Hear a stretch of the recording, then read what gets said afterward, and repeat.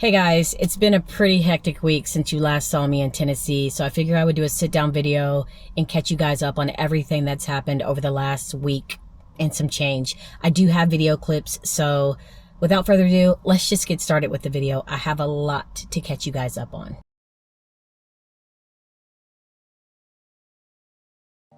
After I left Tennessee, I made my way back to Michigan because I had two important vehicle appointments booked.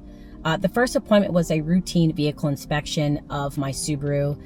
It's no secret, over the last couple of months, I've driven thousands and thousands of miles on this car, and I wanted to make sure that everything on my car was still good. There was no issues or no underlying problems that I didn't know about before I start my winter adventures, because I do need my Subaru to be in tip-top shape before my plans start. So I had booked that routine vehicle inspection, and I wanted them to check everything. My brakes, my tires, the engine, wires, fluids, everything. Check it all.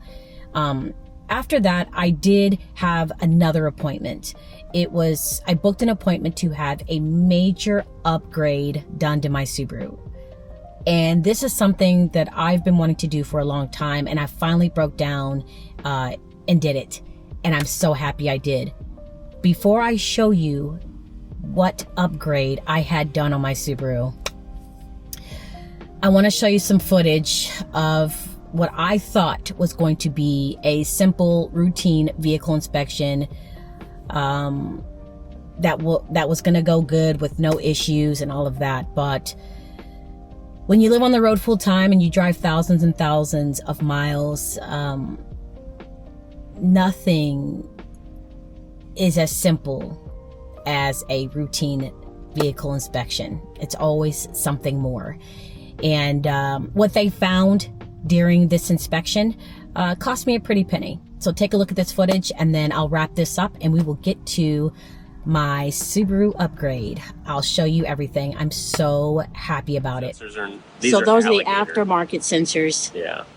And that was what cut the inside of my tire? Yes. Oh yeah. my gosh. And if you see, there's all this here. Wow. But if you look on the inside of the tire. That is insane. Okay. And then let me spin it real quick so you can see so now that it's in the light, you see this path? I do. So it's showing quartz. So that sensor rolling around in there for that long has carved this little path in there. And it's for both of these tires? Yes, it's for this one too. Yeah. Okay. Do you want me to show you this one too? Yeah. Again, I'm just documenting. Yeah. I trust you. Now I'm going to show you. I mean, now it's content. Right. So same thing. Yeah.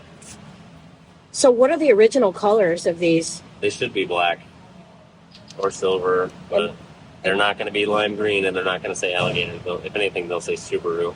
Okay. Of the tire is basically corroding from the inside, and we have tire warranty that you bought that comes when you buy the tires, but it's not going to cover inside damage because of it. They're going to think I did this. They're going to blame the tech that put that on, or the shop owner. They're not going to. So basically, the previous owner of this vehicle had 4 aftermarket sensors installed on all of my tires. Of the 4 aftermarket sensors that were installed on my tires, the 2 back sensors fell off at some point during my travels. I don't know when that happened because I never heard anything while I was driving. But the 2 fell off in the back. And while I was traveling thousands of miles, those sensors were flopping around on the inside of the tires and rubbing against the tires, right? Kept rubbing and rubbing and rubbing and rubbing to the point where the 2 sensors damaged the back 2 tires. And so the mechanic was like, it's not safe to drive on these tires, you know? And so I had to replace them, even though I still had a lot of life left on the outside of the tires. The tires looked wonderful. You know, the tread was deep. It was beautiful. The inside was destroyed. There is good news. I did have a full-size tire on my hitch in the back. So I took my full-size tire off, replaced one of the tires, and I only had to buy 1 new tire. It was still an expensive tire, and it was just frustrating, to say the least. But not only did I replace the 2 tires in the back, I got all new, brand new factory sensors put on my tires that are made for this Subaru. So it's frustrating. It's like, what else did this previous owner do to the Subaru that I don't know about that I'll find out in the future? The crazy thing about this whole situation is that the main reason why I came back to Michigan was for my major Subaru upgrade appointment. That was the whole reason why. But in my mind, I'm like, since I'm coming back to get my Subaru upgraded, I might as well do a routine inspection on my vehicle because I've driven so many miles. And that turned into a hot mess. But that's neither here nor there. Everything is now good to go with my car. Now on to my massive Subaru upgrade. I'm so excited, guys. I've been wanting to do this for a long time. I finally just said, you know what? I'm doing it. All right, enough of me talking. I do have video footage of what I got done and a detailed walkthrough of everything. So take a look at these clips and then we'll come back and close out my Subaru upgrade. I'm so happy. Good morning. I want to show you guys what I did to my Subaru, my newest upgrade, my newest edition. I've had this upgrade, this new edition on my car for about a couple days now. I've just been driving around seeing how it feels, if my car sounds any different, if I can tell a difference in how the vehicle handles, how it drives, and I can't. So without further ado, take a look at my Subaru and my newest addition. I'm super stoked and happy. Here it is, guys. I got a new rooftop storage box. This is the largest one you can get through Thule, through Subaru. It is their 17 cubic foot extra large.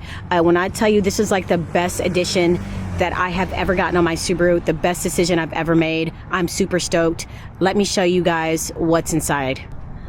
I'm gonna unlock it and show you guys what I have inside of it. I do have to climb up here to do it.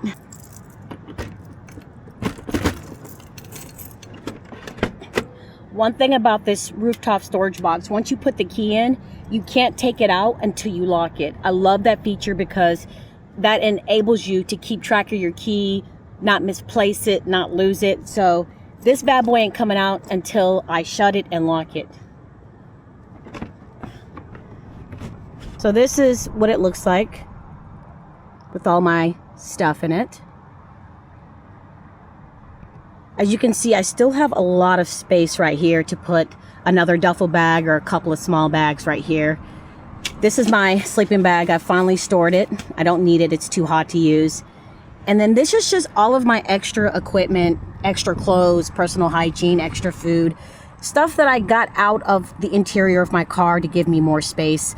In addition to that, all of this didn't just come out of my car. A lot of it came out of my storage unit. If you notice, there is a locking system here and the way to open it here. There's also this same locking system on the other side, and you can open this from the other side as well. And I'll show you. Let's shut this real quick. See how that locked into place? And now I can take my key out. Let's go around to this side and I'll show you. First of all, it doesn't go over my front windshield. You know, I told them when they installed it to push it back as far as they could, and which will enable me to still open my trunk but not come over the windshield. And they did a great job of installing it. Perfect. But you see right here, locking mechanism here, and you can open it from this side as well. So you're not just, you know, stuck opening it from one side. They give you options.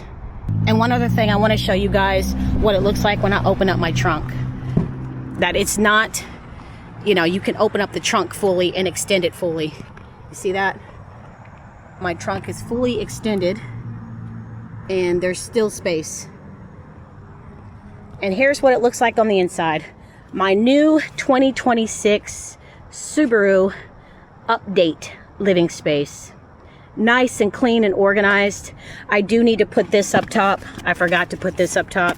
And I have my hiking poles and stuff. I was gonna throw these up top. I thought I did, but I'm gonna leave them here because I do a lot of hiking and it's just more convenient just to grab it from here. But if you notice, all of this space is cleared out. You know, there's nothing in here. It's just my bed, my food, you know, all the cooking ware and stuff in here. This is gonna go up top. I don't have to do it right now. This is my tarp for my tent. I lay this down, stake it down, and then put the tent on top. I'm super stoked about having a rooftop storage box. I don't know what took me so long to get one, but I'm so happy that I have it now. While they were installing my rooftop storage box, replacing my 2-bag tires, and replacing the force sensors on the tires, they did give me a loaner vehicle for a couple days because they had to order the parts for it. While I had the loaner vehicle, I took the opportunity to clear out the small storage unit that I have in Michigan. A big goal of mine this year was to clear out that storage unit and close it down permanently.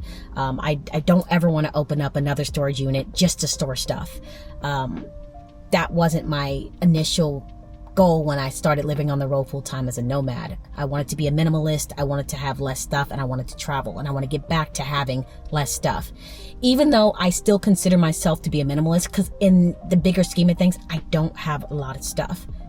I just want to close that storage unit down because it's been lingering in the back of my mind for the last year, and it's time to get it done.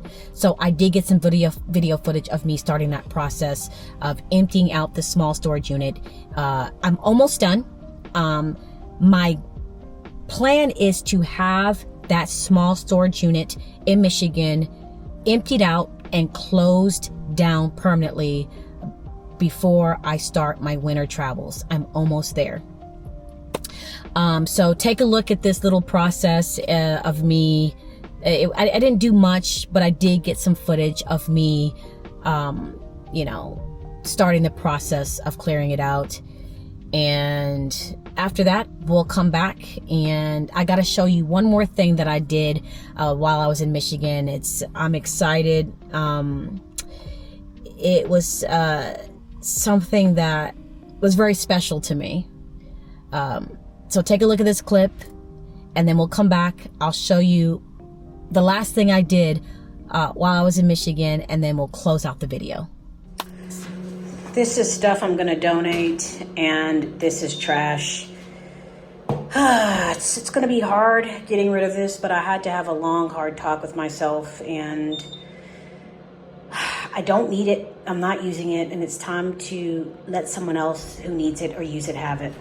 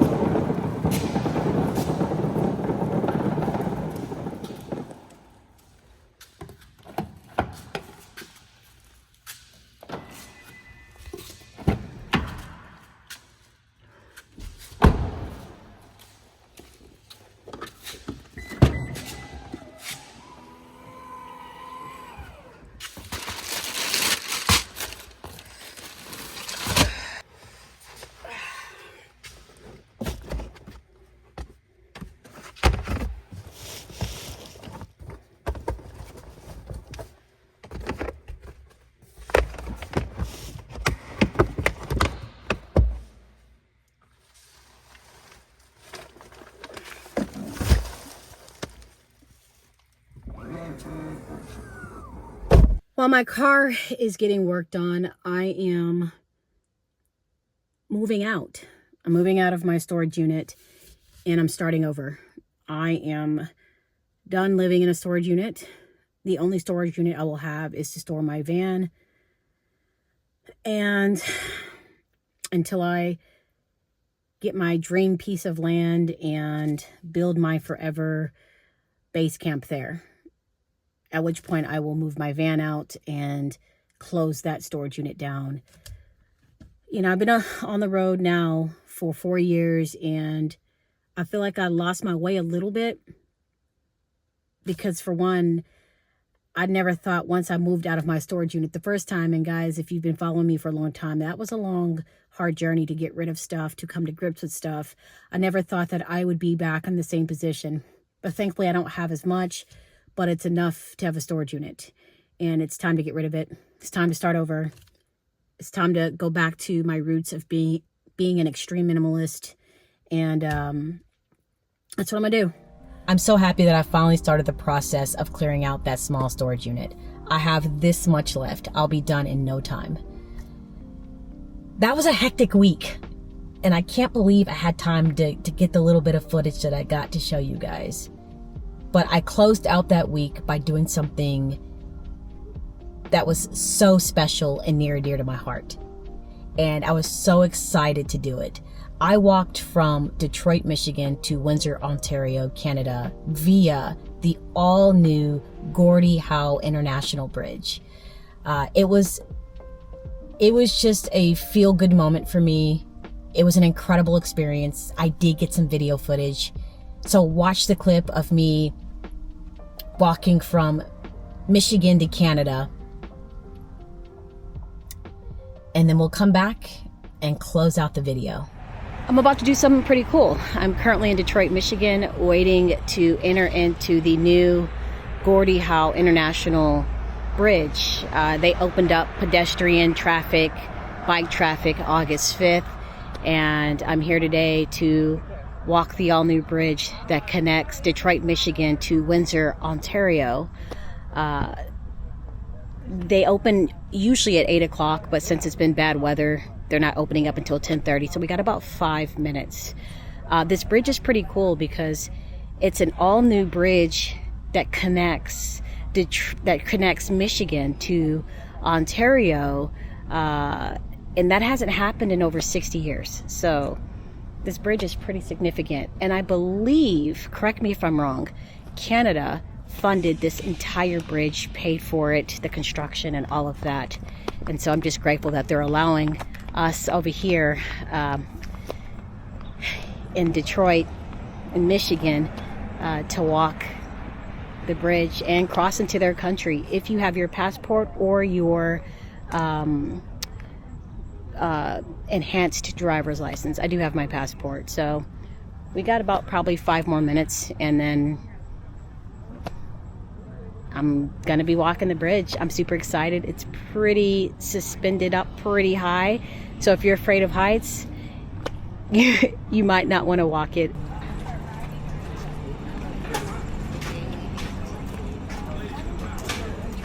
Thank you.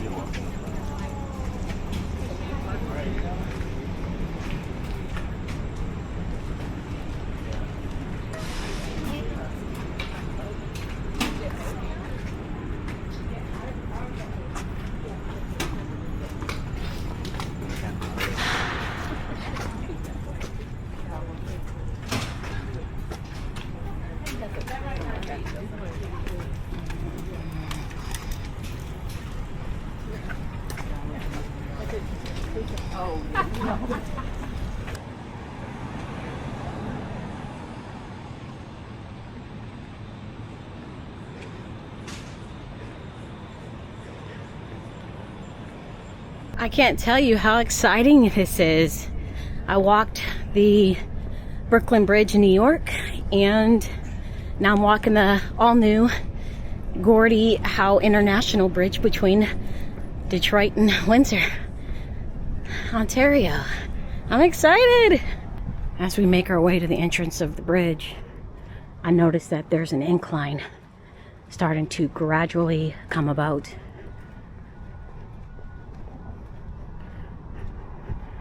I did read that there's a huge incline at the start of this bridge.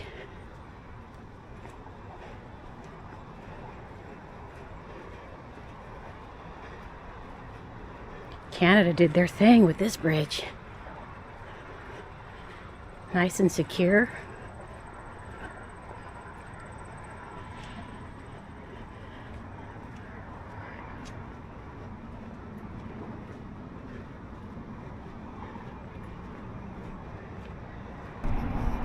Here we go.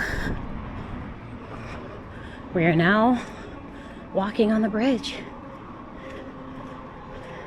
It's narrow, the walking path. And I'm short. So let's see how much I can see over the tall walls.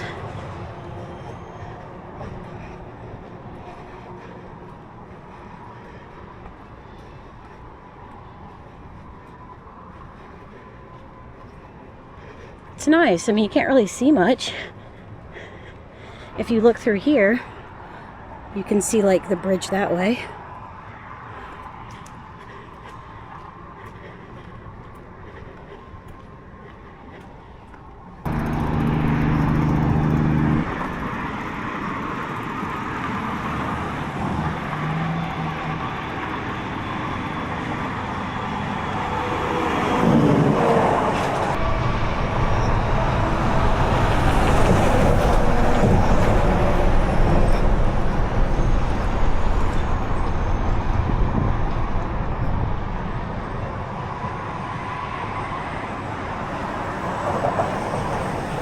Looks like some bikers are, one biker's having an issue with their bike.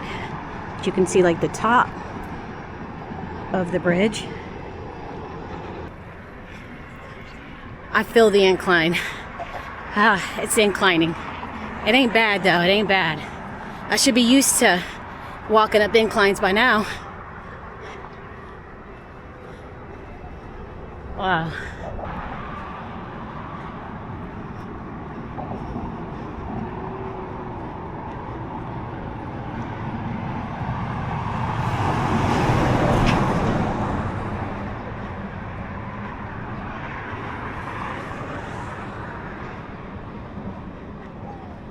That's beautiful.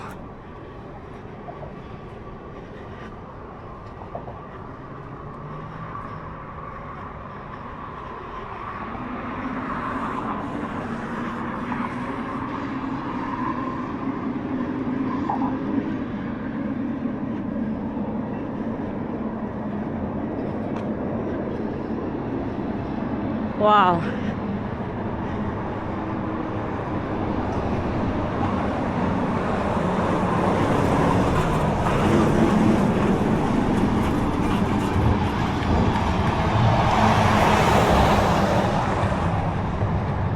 Look how beautiful that looks.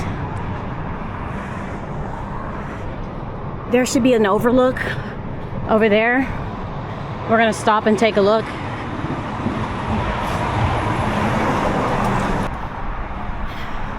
This is a thing of beauty.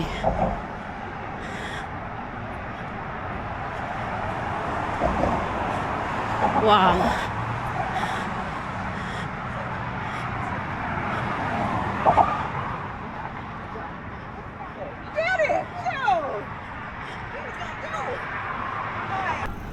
Look how beautiful that looks. Wow.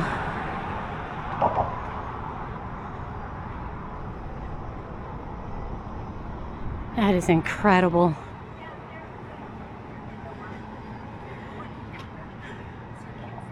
Incredible. We'll see some of the cars coming this way.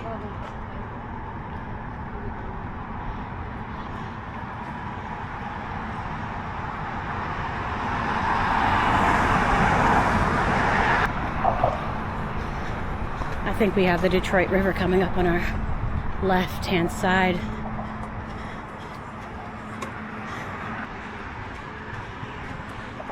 Canada has really good vision. Wow, that bridge is amazing.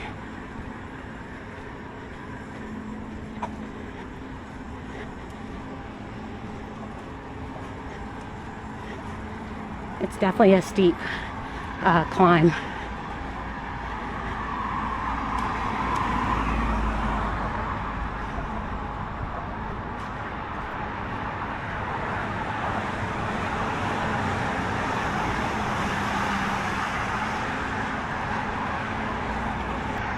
That's just incredible.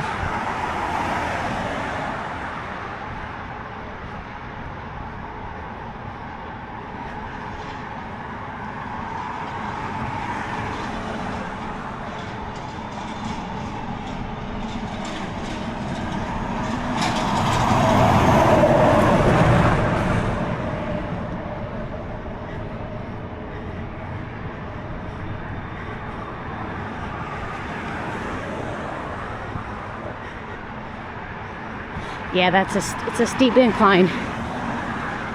It's gradual, but you definitely feel it. Wow.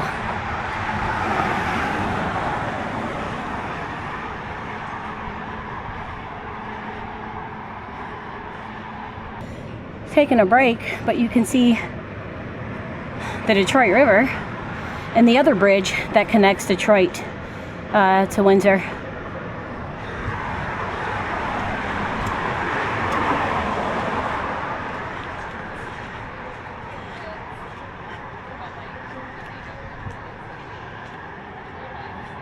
Here's a better look, unobstructed view.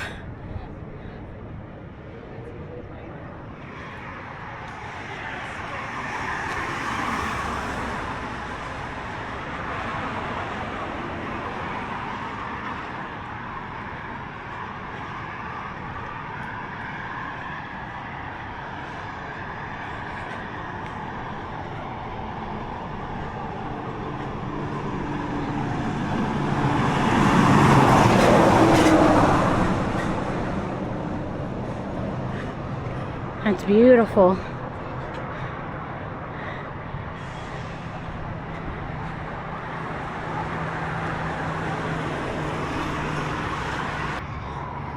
Here's a better view. Got ships coming. What a beautiful, beautiful sight. Wow.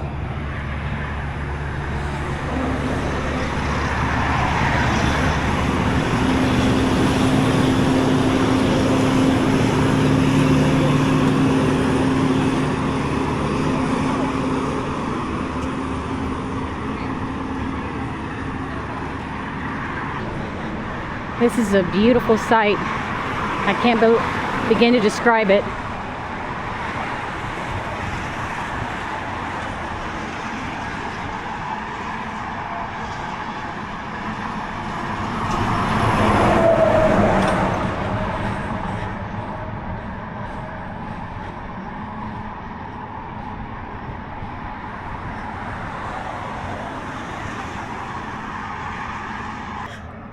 Such a beautiful feeling seeing Canadians walk that way towards Detroit, and us people walking from Detroit to Windsor. Yeah, because there was only like 10 of us in the beginning, so all these people that are walking the opposite direction, they're coming from Canada. I love it.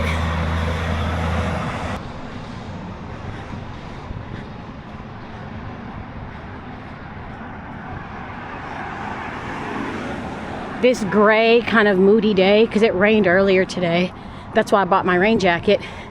It just adds to the dramaticness of the bridge.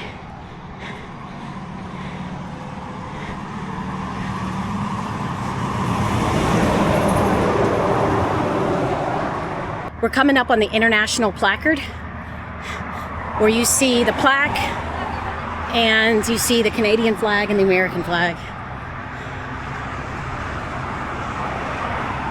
Here it is. It looks like it's in English and French.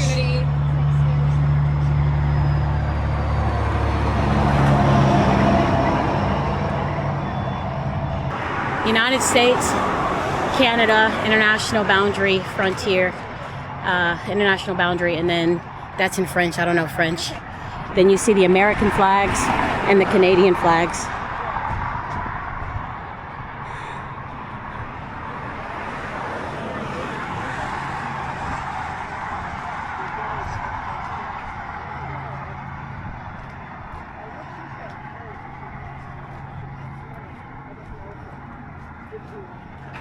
Because it's, wow. I think we're almost to the end.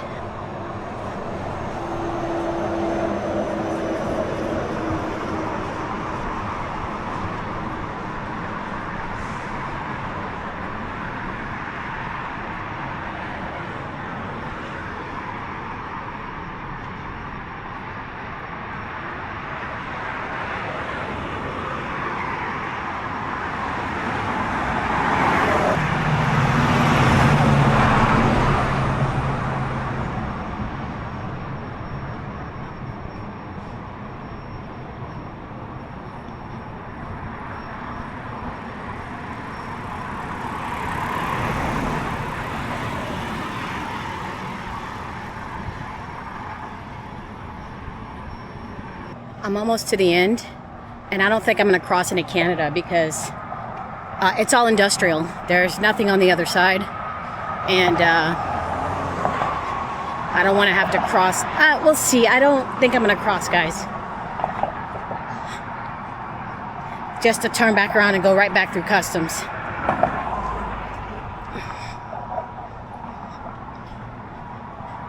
But I made it to the end. I've got about 50 yards or so.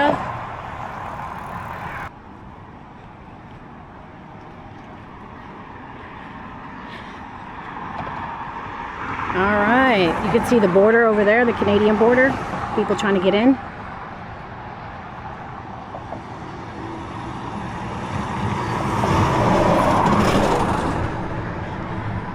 And then the sign to Canada. I don't know if I want to go, guys. Here it is. The end.